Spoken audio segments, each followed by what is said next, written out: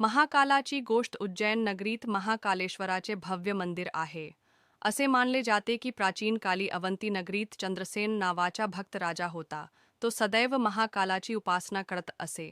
त्याच्या भक्तीने प्रसन्न होऊन महाकाल नेहमी त्याचे रक्षण करीत. एकदा शत्रू राजे अवंतीवर आक्रमण करण्यासाठी सज्ज झाले. नगरवासीय घाबरून गेले, पण चंद्रसेन निर्भयपणे महाकालाचे नामस्मरण करू लागला. त्यावेळी एका लहानशा गावातील मुलानेही राजा पाहून एयुएम नमः शिवाय मंत्र जपला. त्या निरागस भक्तीने संपूर्ण गाव मंत्रमुग्ध झाले आणि सगळे लोक भगवान शंकराचे नाव घेऊ लागले. भक्तांच्या हाकेला प्रतिसाद देत महाकाल स्वतः प्रकट झाले. त्यांनी भयंकर रूप धारण करून शत्रूंचा नाश केला.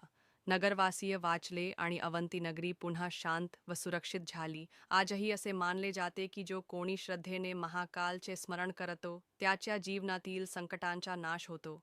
महाकाल केवळ विनाशकच नाहीत, तर ते भक्तांचे रक्षण करणारे आणि त्यांना मुक्ती देणारे आहेत. या गोष्टीचा अर्थ असा की खरी भक्ती निरागस मनाने केली तर महाकाल स्वतः रक्षणासाठी धावून